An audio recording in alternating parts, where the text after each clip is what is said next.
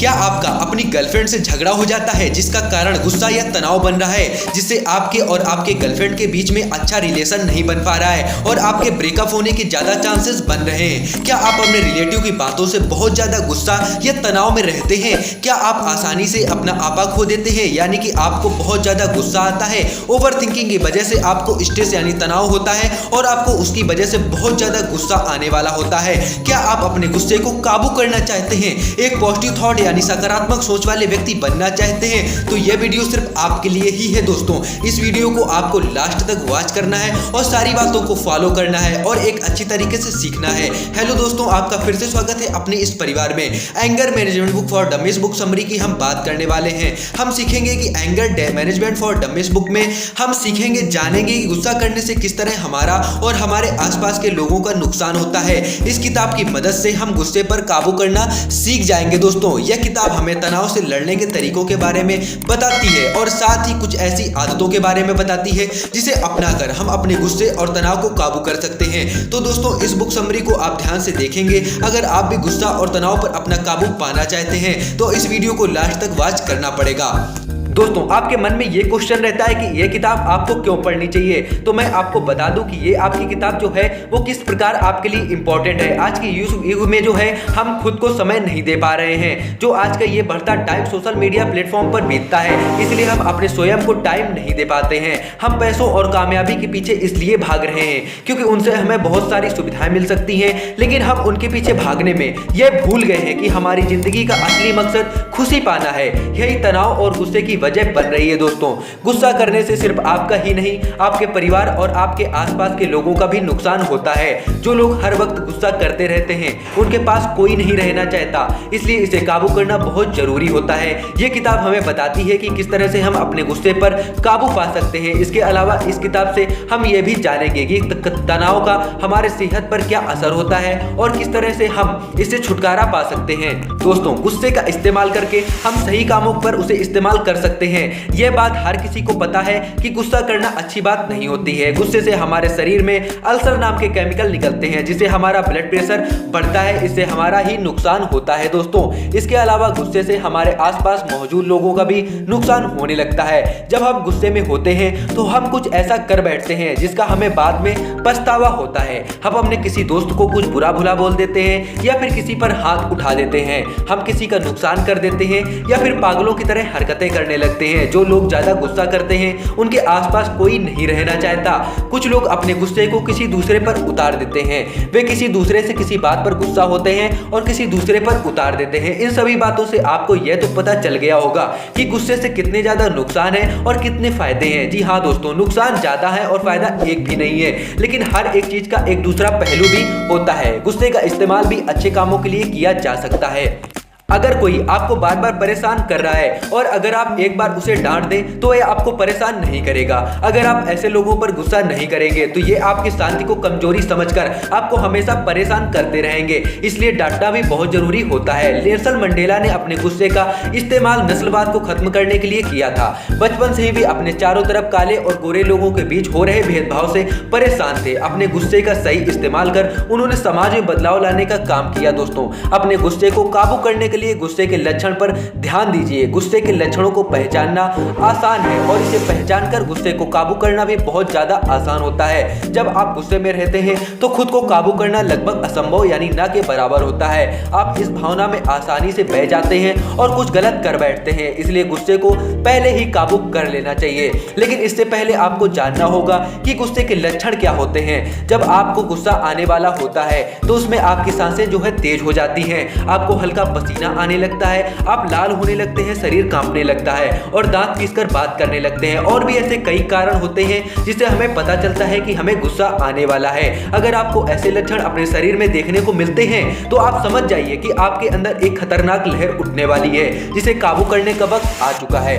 इसे काबू करने के लिए आप सबसे पहले खुद को यह बताइए कि आपको गुस्सा सिर्फ 5 से 10 मिनट के लिए ही आएगा। दोस्तों हाँ, ये एक साइकोलॉजी फैक्ट होता है, इसलिए आपको अपने आप को बताना होता है कि जो आपका गुस्सा है वो बहुत जल्दी कंट्रोल हो जाएगा और आपका गुस्सा सिर्फ 5 से 10 मिनट के लिए आने वाला है। अगर आप किसी तरह से ये वक्त गुजार लें तो आप खुद पर जीत हासिल कर लेंगे। ये 5 से 10 मिनट गुजारने के लिए आप कुछ तरीके आजमा सकते हैं। गुस्से को कंट्रोल करने के टिप्स मैं आपके साथ शेयर करने वाला हूं, जिसमें कि नंबर 1 है कुछ अच्छा सोचने की कोशिश कीजिए। जैसे आप किसी अच्छी मूवी का कोई सीन याद करके खुद को अच्छा शांत कर सकते हैं या फिर अच्छी कोई मूवी देख सकते हैं।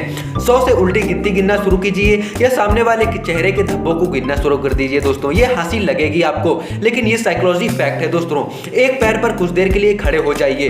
अगर आप कहीं ट्रैफिक में फंसे हुए हैं और आपको गुस्सा आ रहा है तो आप अपना मनपसंद गाना सुन सकते हैं। ये आप घर पर भी यूज कर सकते हैं। कोई भी ऐसा काम कीजिए जिससे आपका ध्यान बढ़ जाए और आपका गुस्सा बिल्कुल होकर निकल जाए। दोस्तों हद से ज्यादा सोचना भी गुस्से की वजह बन सकती है। जी हाँ दोस्तों, हम में से हर किसी के साथ कुछ ऐसी बातें होती हैं जिन्हें बर्दाश्त करना बहुत मुश्किल होता है। अगर हम उन्हें सुधारने के लिए कुछ नहीं कर पाते हैं तो हमें और गुस्सा आने लगता है। ऐसी बातों के बारे में बार बार सोचकर हम अपने गुस्से को और बढ़ा देते हैं और फिर इस पर काबू कर पाना मुश्किल हो जाता है। जब हम किसी ऐसी बात को बार बार सोचते हैं तो इसके साथ ही हमारे दिमाग में गुस्सों को बढ़ाने वाले हार्मोन्स जागृत हो जाते हैं। मान लीजिए कि आप कहीं ट्रैफिक में फंस गए जिससे आप अपने काम के लिए देर हो गए। दोस्तों जब आप देर से पहुंचे तो आपको आपके बॉस की डांट खानी पड़ी। इसके बाद आप अगर इस बात को बार बार सोचेंगे तो आपका जो गुस्सा है शाम तक रहेगा, जिससे कि आपके घर पहुंचने के बाद आपके परिवार वालों को झेलना पड़ सकता है। जब आप शाम को अपने परिवार वालों पर भी गुस्सा करेंगे और रात को सोते वक्त खुद से कहेंगे कि आज का दिन बहुत खराब था। इससे बचने के लिए आप रोजाना सुबह 10 मिनट इसे सोचने में लगा सकते हैं। आप सुबह उठकर सोचिए कि बीते हुए दिन में आपके साथ क्या क्या हुआ जिसे आपको गुस्सा आया। इस समय के अलावा अगर आपके दिमाग में कोई ऐसा और भी ख्याल आए जिसे सोचकर आपको गुस्सा आ रहा है तो आप उसे अगले दिन की सुबह सोचने के लिए टाल दीजिए, क्योंकि आप वो 10 मिनट है वो कल के गुस्से को सोच रहे हैं और जो आज गुस्सा आने वाला है उसे आप कल 10 मिनट सोचिए। इससे आपके जो समय टालने की हैबिट्स हो जाएगी और गुस्से को टालने की हैबिट्स बढ़ जाएगी, जिससे आप अपने गुस्से यानी तनाव पर कंट्रोल कर सकते हैं। ऐसे करने से आप धीरे धीरे अपने इस ज्यादा सोचने वाली आदत से छुटकारा पा सकते हैं। इसके अलावा आप ये भी सोच सकते हैं कि आप अपने गुस्से को एक गोली की तरह बंदूक में भरकर आसमान में फायर कर रहे हैं। इसके बाद ये सोचिए कि वो आपसे बहुत दूर जा रहा है और समय के साथ इतना दूर चला गया है कि आपको दिखाई नहीं दे रहा है। अपने गुस्से को काबू करना सिर्फ आपके हाथ में ही है। दोस्तों अगर आपने काबू नहीं किया तो दुनिया में ऐसा कोई भी बंदा नहीं है जो आपके गुस्से को काबू कर सके। जब लोग आपके साथ अभद्रता यानी अच्छे से बर्ताव नहीं करते हैं, अभद्रता से बात करते हैं, तो वे यही नहीं दिखाते कि आप कौन हैं, वे यह दिखाते हैं कि वे कौन है। गुस्सा या अभद्रता करने वाला हमेशा अपने असली रूप को दिखाता है। दोस्तों इसलिए अगर आपके साथ कुछ ऐसा हो तो आप शांत रहने की कोशिश कीजिए।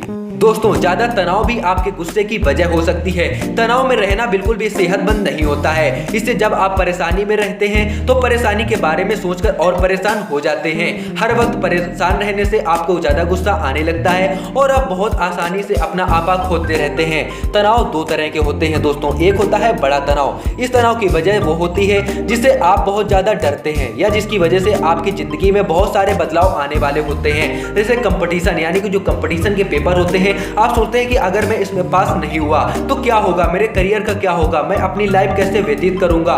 तो ये कुछ बड़े तनाव होते हैं। छोटे तनाव होते हैं, इस तनाव की वजह से छोटी तनाव होती है, लेकिन आपकी सेहत पर इसका असर बिल्कुल बड़े तनाव के जैसा ही होता है।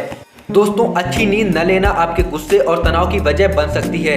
तो सोने से पहले कैफीन या निकोटीन वाली चीजों से दूर रहिए। उन्हें खाने से आपका नर्वस सिस्टम जाग जाता है जो आपको सोने नहीं देता है, जिससे आपको तनाव बहुत ज्यादा होता है और इससे गुस्सा बन जाता है। देर रात को खाना मत खाइए, खाना जो है जल्दी खा लीजिए। और सोते वक्त अगर आपका पेट भरा रहेगा तो आप अच्छे से नहीं सो पाएंगे, क्योंकि डीप स्लीप नहीं आएगी। खुद को काम के तनाव से दूर रखने के लिए सोते वक्त आपके फोन को दूर रख दीजिए। अच्छी नींद के साथ ही अगर आप रोज कसरत करें तो आप अपने गुस्से और तनाव को और ज्यादा काबू कर सकते हैं। कसरत करने के बाद गुस्सा करना मुश्किल हो जाता है। इन सब आदतों के साथ ही अगर आप हर चीज का आभार जताने की आदत डालें तो आप अपने गुस्से को काफी हद तक कम कर सकते हैं।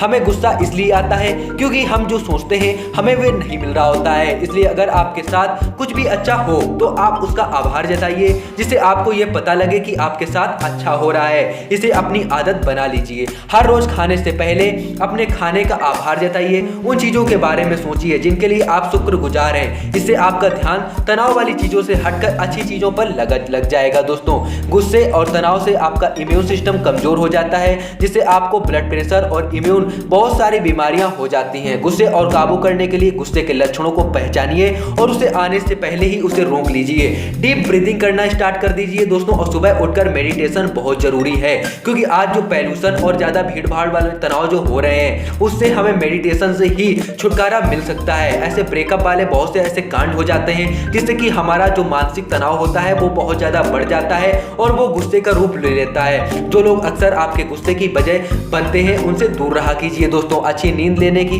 कसरत करने और आभार जताने जैसी आदतों को अपनाकर आप अपने तनाव और गुस्से पर काबू पा सकते हैं। तो दोस्तों, आपको यह वीडियो कैसा लगा? अगर वीडियो अच्छा लगा हो तो कमेंट में अपने सुझाव जरूर दें। अगर आपको किसी भी तरह की प्रॉब्लम है तो कमेंट में जरूर बताएं, आपके प्रॉब्लम का सलूशन जरूर दिया जाएगा, वो भी वीडियो के माध्यम से और कमेंट के माध्यम से। और भाई के चैनल को सब्सक्राइब कर लें जिससे मैं और मेरी टीम मोटिवेट फील कर सके। तब तक के लिए जय हिंद। और आगे वीडियो बहुत ज्यादा आने वाले हैं और मैं एक पर्सनालिटी डेवलपमेंट पर कोर्स लॉन्च करने वाला हूं जो बिल्कुल यूट्यूब के इतिहास में नया होगा।